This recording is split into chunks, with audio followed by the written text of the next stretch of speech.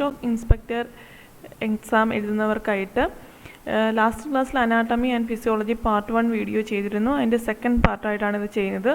കുറച്ച് ലെങ്തി ആയിട്ടുള്ള സിലബസ് ആയതുകൊണ്ട് തന്നെ, ടോപ്പിക് ആയതുകൊണ്ട് തന്നെ ഇത് പാർട്ട് 3 ആയിട്ടാണ് ചെയ്യുന്നത്. ഇത് 3 പാർട്ടായിട്ടാണ് ചെയ്യുന്നത്. ഇത് പാർട്ട് 2 വീഡിയോ ആണ്. അപ്പോൾ നമുക്ക് നോക്കാം. വളരെ ഇമ്പോർട്ടൻ്റ് ആയിട്ടുള്ളൊരു ടോപ്പിക്കാണിത്.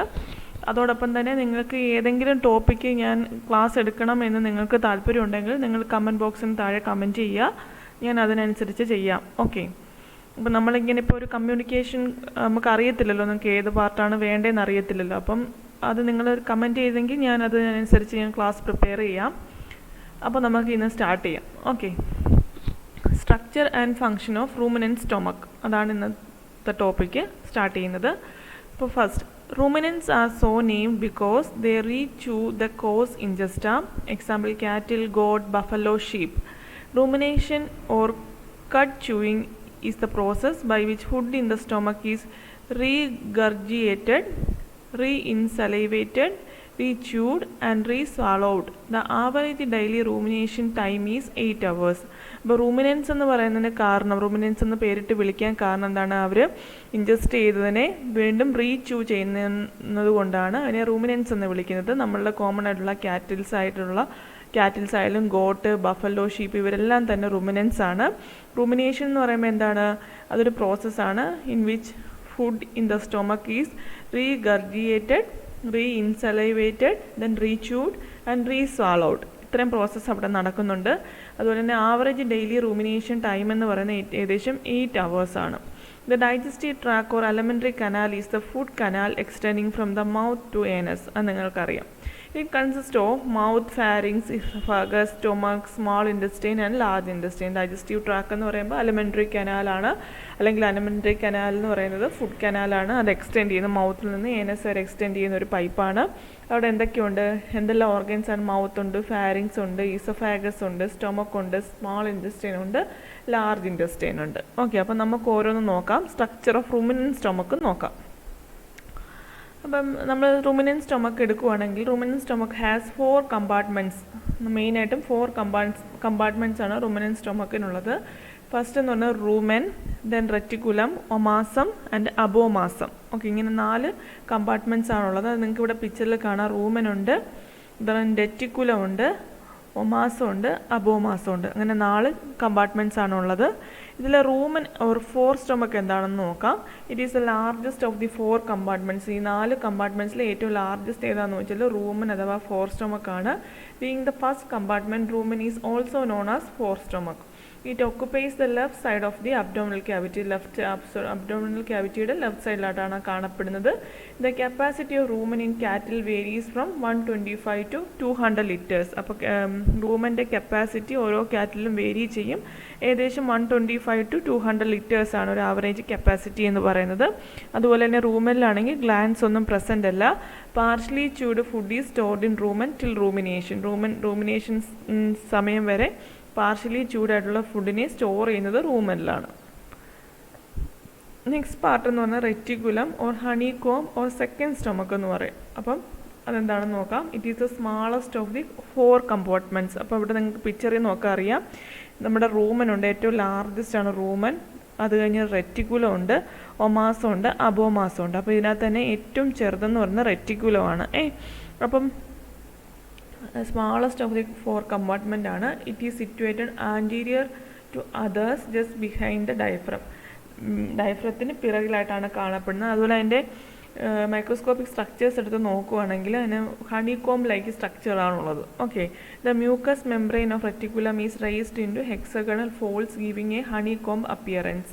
The honeycomb structure will wrap foreign objects like nails while grazing, which can lead to subsequent injury of vital organs like heart. അപ്പം ഹണികോം സ്ട്രക്ചേഴ്സ് എന്താ ചെയ്യുന്നത്? ഫോറിൻ ഒബ്ജക്ട്സ്, അതായത് നെയിൽ അങ്ങനെയുള്ള ഡൈജസ്റ്റ് ചെയ്യാത്ത അൺഡൈജസ്റ്റഡ് ആയിട്ടുള്ള മെറ്റീരിയൽസിനെയൊക്കെ റാപ്പ് ചെയ്തിട്ട് മറ്റ് ഇൻറ്റേർണൽ ഓർഗൻസിന് ഇഞ്ചുറിയിൽ നിന്നൊക്കെ മാറ്റാൻ വേണ്ടിയിട്ട് ഹെൽപ്പ് ചെയ്യും. Okay. Reticulum act as fluid reservoir. There is no glands in it. ഇതിലും ഗ്ലാൻസ് ഒന്നും പ്രസൻ്റ് അല്ല. ഫ്ലൂയിഡ് റിസർവോയർ ആയിട്ടാണ് റെറ്റിക്കുലം ആക്ട് ചെയ്യുന്നത്.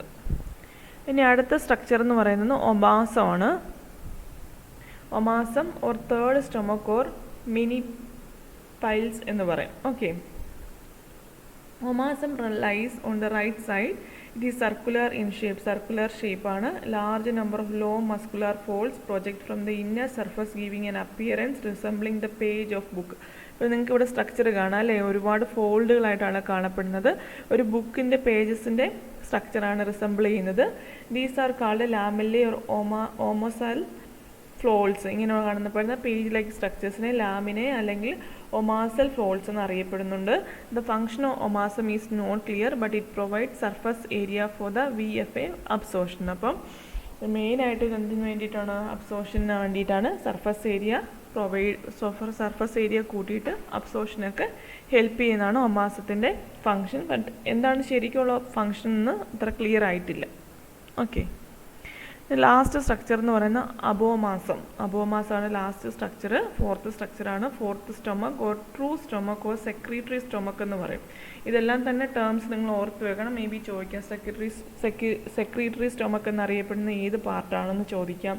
ട്രൂ സ്റ്റൊമക്ക് എന്നറിയപ്പെടുന്ന ഏത് പാർട്ടാണെന്ന് ചോദിക്കാം. അല്ലെങ്കിൽ ഫോർത്ത് സ്റ്റൊമക്ക് ഏത് പാർട്ടാണെന്ന് ചോദിക്കാം. അപ്പം അബോമാസമാണ് ഇതെങ്ങനെയെല്ലാം അറിയപ്പെടുന്നത്.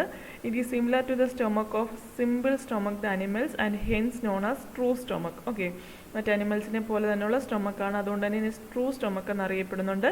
It consist glands producing digestive enzymes. ഇതിൽ മെയിൻ പ്രത്യേകത എന്ന് വെച്ചാൽ സെക്രീറ്ററി സ്റ്റൊമക്കാണ്, അതുകൊണ്ട് തന്നെ ഒരുപാട് ഗ്ലാൻഡ്സ് പ്രസൻ്റ് ആണ്. ഡൈജസ്റ്റീവ് എൻസൈംസ് അതായത് ഹൈഡ്രോക്ലോറിക് ആസിഡ് ഒക്കെ തന്നെ ഈ ഗ്ലാൻഡ് പ്രൊഡ്യൂസ് ചെയ്യുന്നുണ്ട്. Abomasum lies on the right side of the abdomen. It is long flask shaped. ഇതിന് ലോങ് ഫ്ലാസ്ക് ഷേപ്പാണുള്ളത്. Digestion in abomasum is with the help of enzymes. ഇത് അബോമാസത്തിലെ digestion എന്ന് പറയുന്ന എൻസൈംസിൻ്റെ ഹെൽപ്പോടുകൂടി ആയിരിക്കും. അപ്പോൾ എങ്ങനെയാണ് 4 പാർട്ട്. ഓക്കെ, റൂമിനൽ സ്റ്റൊമക്കിൻ്റെ 4 പാർട്ട് നമ്മൾ പറഞ്ഞു. ഏതൊക്കെയായിരുന്നു? ഫസ്റ്റ് എന്ന് പറയുന്നത് rumen, then reticulum, omasum, അബോമാസം. Okay, വളരെ ഇമ്പോർട്ടൻ്റ് ആണ്. ഇനി അടുത്ത് നമുക്ക് നോക്കാം. കുറച്ച് സ്പീഡിലാണ് പോകുന്നത്, കാരണം കുറച്ച് വലിയൊരു ടോപ്പിക്കാണിത്. അപ്പോൾ ഇത് നമുക്ക് അടുത്തൊരു പാർട്ട് 3 ഇത് വൈൻഡപ്പ് ചെയ്യണം. അതുകൊണ്ടാണ് കുറച്ച് സ്പീഡിൽ പോകുന്നത്. നിങ്ങൾക്ക് എന്തെങ്കിലും ഡൗട്ട് ഉണ്ടെങ്കിൽ കമൻറ്റ് ബോക്സിൽ ചോദിക്കാവുന്നതാണ്. ഓക്കെ, അടുത്തെന്ന് പറയുന്നത് oesophageal groove and its significance. Okay, in young calves rumen and reticulum are not fully developed. അപ്പം യങ് കാൽസ് എടുക്കുകയാണെങ്കിൽ നമുക്ക് റൂമനും റെറ്റിക്കുലം ഒന്നും ഫുള്ളി ഡെവലപ്ഡ് അല്ല.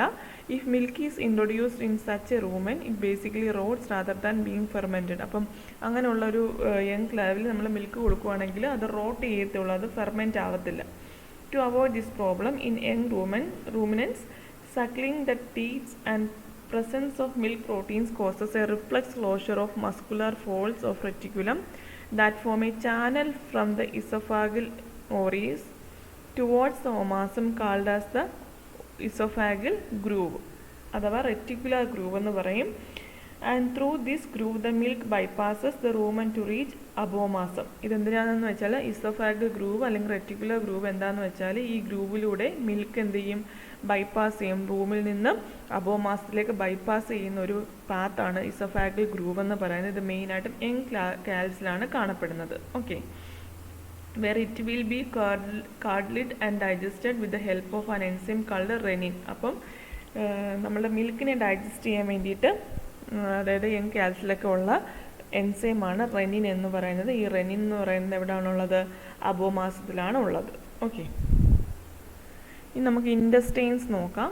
Intestine is divided into 2 small ഇൻറ്റസ്റ്റൈനും ലാർജ് ഇൻറ്റസ്റ്റൈനും ഡിവൈഡ് ചെയ്യാം. ഹ്യൂമൻസിൽ പോലെ തന്നെ small intestine is having 3 parts.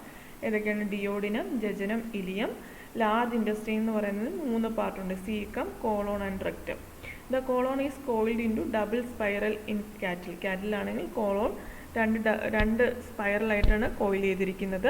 Small intestine helps in enzymatic digestion and absorption of nutrients. അപ്പോൾ സ്മോൾ ഇൻറ്റസ്റ്റൈൻ ഹെൽപ്പ് ചെയ്യുന്നത് എൻസൈമാറ്റിക് ഡൈജഷനും ന്യൂട്രിയൻ അബ്സോർപ്ഷനുമാണ്. ലാർജ് ഇൻറ്റസ്റ്റൈൻ എന്ന് പറയുന്നത് മെയിൻലി അബ്സോർപ്ഷൻ ഓഫ് വാട്ടറാണ്. അപ്പോൾ നിങ്ങൾക്ക് അറിയുന്ന ബേസിക് കാര്യങ്ങൾ തന്നെ. ഇത് തന്നെയാണ് നമ്മുടെ കാറ്റിലുള്ള ഫങ്ഷൻ.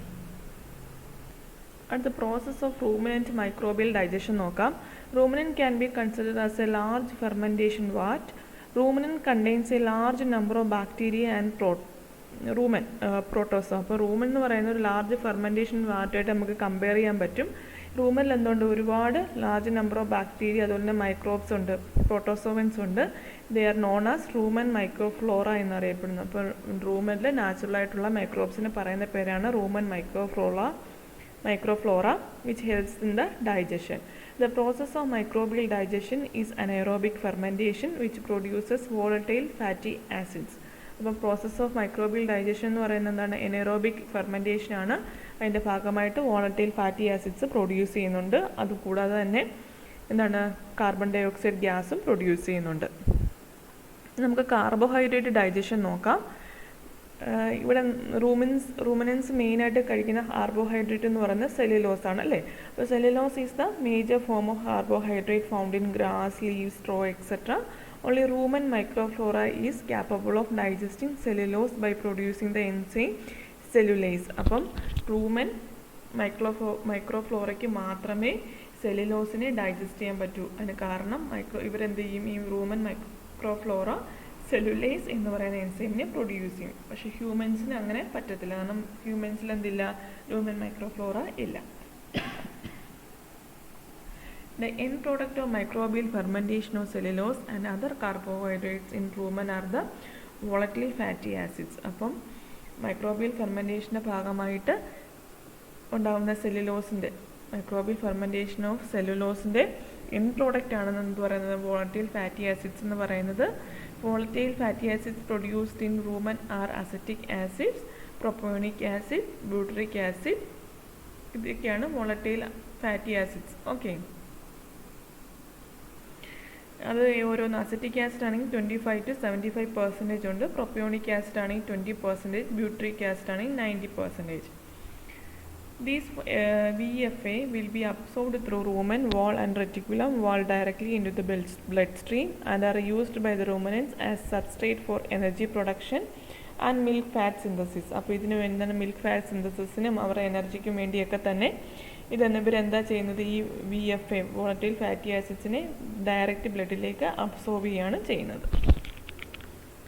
ഇനി പ്രോട്ടീൻ ഡയറക്ഷൻ നോക്കാം. Protein digestion. In protein digestion, protein is digested to peptides, amino acids and then ammonia. അപ്പം പ്രോട്ടീൻ ഡൈജസ്റ്റ് ചെയ്തിട്ട് പെപ്റ്റൈഡ്സ് ആവും, ദെൻ അമിനോ ആസിഡ്സ് ആവും, പിന്നെ എന്താണ്? അമോണിയ ആയിട്ട് മാറും. ഇതെല്ലാം ചെയ്യുന്നത് മൈക്രോബിയൽ എൻസൈംസ് ആണ്. This ammonia is in turn utilized by microbes to produce their own cell proteins. Okay, these microorganisms are then carried to abomasum, enzymatically digested and absorbed by ruminants. Microbial proteins are high quality proteins with all essential amino acids. Microbial പ്രോട്ടീൻസിൻ്റെ പ്രത്യേകത എന്താണെന്ന് വെച്ചാൽ വളരെ high quality ഉള്ള proteins ആണ്. ഇവരെന്താണ്? ഇതിൽ വളരെ essential ആയിട്ടുള്ള അമിനോ ആസിഡ്സ് എല്ലാം തന്നെ അടങ്ങിയിട്ടുള്ള പ്രോട്ടീൻസ് ആണ് നമ്മുടെ microbial proteins. Okay, rumen microbes are capable of synthesizing essential amino acids. അപ്പോൾ നമുക്ക് സിന്തസൈസ് ചെയ്യാൻ പറ്റത്തില്ല. റൂമനിലുള്ള മൈക്രോബ്സിന് മാത്രമേ ഈ എസെൻഷ്യൽ ആയിട്ടുള്ള അമിനോ ആസിഡ്സിനെ സിന്തസൈസ് ചെയ്യാൻ പറ്റത്തുള്ളൂ. Even from non nitrogen substances like urea. Thus poor quality protein fed to ruminants is converted to high quality protein. അപ്പോൾ നമ്മളിതിൽ പുവർ ക്വാളിറ്റി പ്രോട്ടീൻ റൂമിനൻസിന് ഫീഡ് ചെയ്യുകയാണെങ്കിൽ അവർ ഹൈ ക്വാളിറ്റി പ്രോട്ടീൻ ആയിട്ട് മാറുകയാണ് ചെയ്യുന്നത് with the help of ruminant microbes.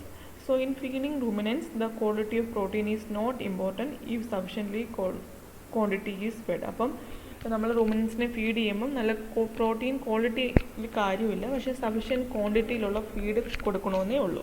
അങ്ങനെ കൊടുത്തു കഴിഞ്ഞാൽ അവരുടെ റൂമിനൻറ്റിലുള്ള മൈക്രോഫ്ലോറ തന്നെ നല്ല ഹൈ ക്വാളിറ്റി പ്രോട്ടീനായിട്ട് കൺവേർട്ട് ചെയ്തു.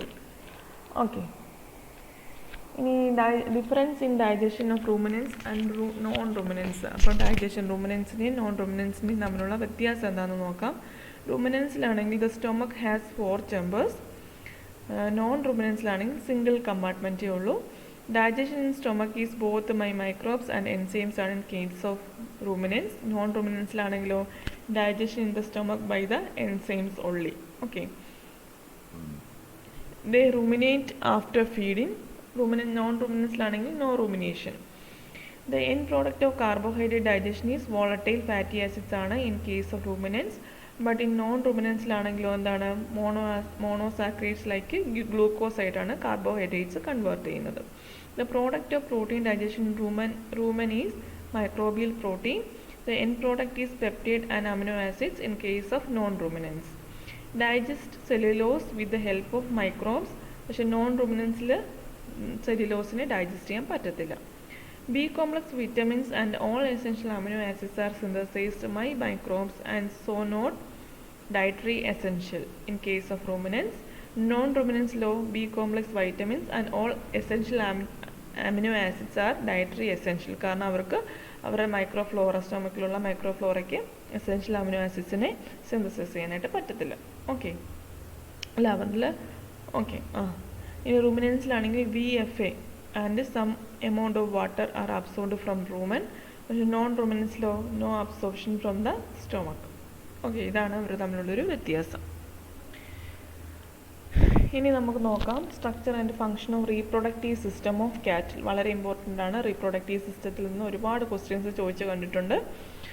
അതിൽ നമുക്ക് റീപ്രൊഡക്റ്റീവ് സിസ്റ്റം ഓഫ് കൗ നോക്കാം. The female reproductive system consist of 2 ovaries, 2 oviducts, uterus, cervix, vagina and vulva.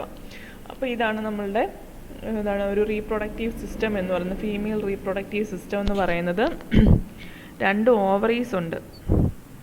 Okay 2 സൈഡിലായിട്ട് 2 ഓവറി ഉണ്ട്, 2 ഓവിഡക്റ്റ് ഉണ്ട്, ഒരു യൂട്രസ് ഉണ്ട്, ഒരു സെർവിക്സ്, ഒരു വജൈന ആൻഡ് ഒരു വൾവ. ഇതാണ് റീപ്രൊഡക്റ്റീവ് സിസ്റ്റം ഇൻ ഫീമെയിൽ. ഇനി ഓവറീസ് നോക്കാം. Ovaries are a pair of organs producing ovum and the female sex hormones. അപ്പോൾ ഓവറീസിൻ്റെ പ്രത്യേകത എന്താണ്? അവർ ഓവം പ്രൊഡ്യൂസ് ചെയ്യുന്നുണ്ട്, അതുപോലെ തന്നെ ഫീമെയിൽ സെക്സ് ഹോർമോൺസും പ്രൊഡ്യൂസ് ചെയ്യുന്നുണ്ട്. The ovaries are having large number of follicles where ova are produce. ഓവറീസിൽ ലാർജ് നമ്പർ ഓഫ് ഫോളിക്കിൾസ് ഉണ്ട്, അവിടെയാണ് ഓവ പ്രൊഡ്യൂസ് ചെയ്യുന്നത്. In each reproductive cycle 21 days in cow, 1 follicle mature into graphene follicle. ഇപ്പോൾ ഫീമെയിൽസിൻ്റെ കേസിലാണ് 28 days ആണ്, പക്ഷേ in the case of cow it is 21 days reproductive സൈക്കിളാണ്. 1 follicle mature into graphene follicle. The graphene follicle produces the hormone estrogen. അപ്പോൾ estrogen produce ചെയ്യുന്ന ആരാന്ന് വെച്ചാൽ Graafian follicle ആണ്. Okay ovulation is the process by which the mature Graafian follicle ruptures and releases the ovum. അപ്പോൾ ഈ mature ആയിട്ടുള്ള Graafian follicle rupture ചെയ്തിട്ട് ovum produce ചെയ്യുന്ന ഓവം റിലീസ് ചെയ്യുന്ന പ്രോസസ്സാണ് ഓവുലേഷൻ എന്ന് പറയുന്നത്. After ovulation corpus luteum replaces the ruptured Graafian follicle. The corpus luteum produces the hormone progesterone. അപ്പോൾ പ്രൊജസ്ട്രോൺ പ്രൊഡ്യൂസ് ചെയ്യുന്നത് ആരാണെന്ന് വെച്ചാൽ കോർപ്പസ് ലൂട്ടിയാണ് പ്രൊജസ്ട്രോൺ പ്രൊഡ്യൂസ് ചെയ്യുന്നത്. ഗ്രാഫീൻ ഫോളിക്കിളാണ് ഈസ്ട്രജൻ പ്രൊഡ്യൂസ് ചെയ്യുന്നത്.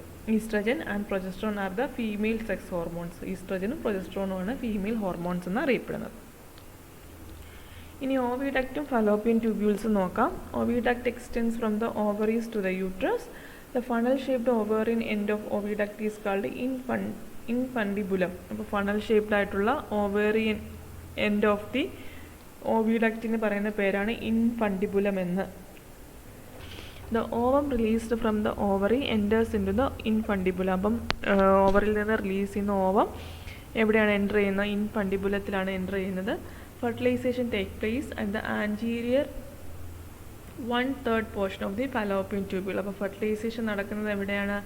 Anterior 1/3 portion of the fallopian ട്യൂബിലാണ്. ഫലോപ്പിയൻ ട്യൂബിലാണ് ഫെർട്ടിലൈസേഷൻ ടേക്ക് പ്ലേസ് ചെയ്യുന്നത്. അടുത്ത യൂട്രസ് ആണ്. Uterus has a body and 2 horns. The inner lining mucous membrane of uterus is known as endometrium. യൂട്രസിലുള്ള inner mucous മെംബ്രെയിനെയാണ് നമ്മൾ endometrium എന്ന് പറയുന്നത്. It contains many glands. The secretion of these glands produce nutrition to the developing embryo prior to implantation. ഇംപ്ലാന്റേഷന് മുന്നോടിയായിട്ട് developing എംബ്രിയോയ്ക്ക് വേണ്ടിയിട്ടുള്ള എല്ലാ നറിഷ്മെൻറ്റും കൊടുക്കുന്നത് ആരാണ്? ഇവിടെയുള്ള ഈ എൻഡോമെട്രിയത്തിലുള്ള ഗ്ലാൻസ് ആണ്. ഓക്കെ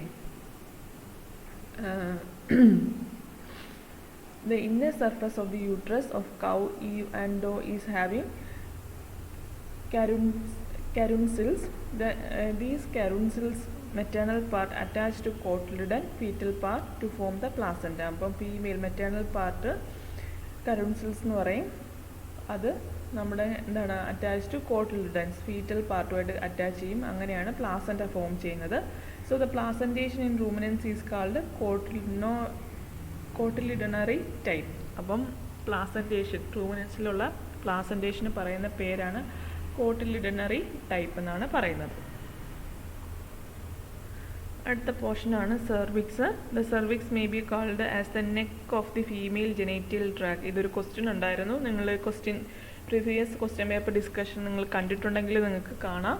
അതൊരു ക്വസ്റ്റ്യൻ ആണ്. ദ സെർവിക്സ് എന്നത് the neck of the female genital tract എന്നറിയപ്പെടുന്ന എന്താണെന്ന് ചോദിച്ചിരുന്നു. That is cervix. It lies between the uterus and vagina.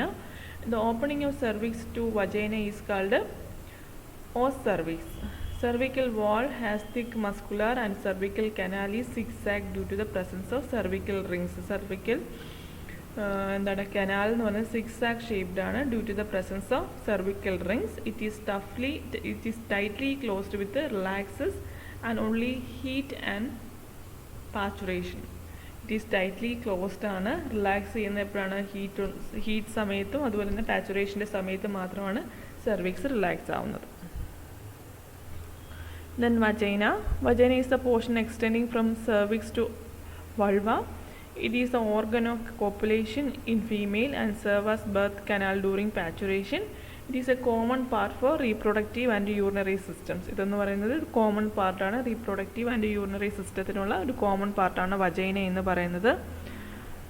Next region ആണ് vulva. Vulva is the external opening of the female genital tract. It lies just below the anus and functions as a common opening of the urinary and genital systems. It is guarded by the two vulval lips. Clitoris is a rudimentary organ which is analogous to penis with some erectile tissues located ventrally between the vulva and vagina. ഇതെല്ലാം നിങ്ങൾക്ക് അറിയുന്ന കാര്യങ്ങളൊക്കെ തന്നെയാണ്. അപ്പം ഒന്നുകൂടെ നിങ്ങൾക്കൊന്ന് brush up ചെയ്യാൻ വേണ്ടിയിട്ട് പറയുന്നതേ ഉള്ളൂ. ഇനി ഓവുലേഷൻ നോക്കാം. Ovulation is the process by which mature ovum is released from the graphene follicle of the ovary is called ovulation. It occurs due to hormonal action. The time of ovulation varies with species. In general, it occurs near the end of the estrus. In cow, ovulation occurs about 12 hours after the end of the estrus. അപ്പോൾ കൗവിലാണെങ്കിൽ ovulation നടക്കുന്നത് ഈസ്ട്രം കഴിഞ്ഞിട്ട് 12 hours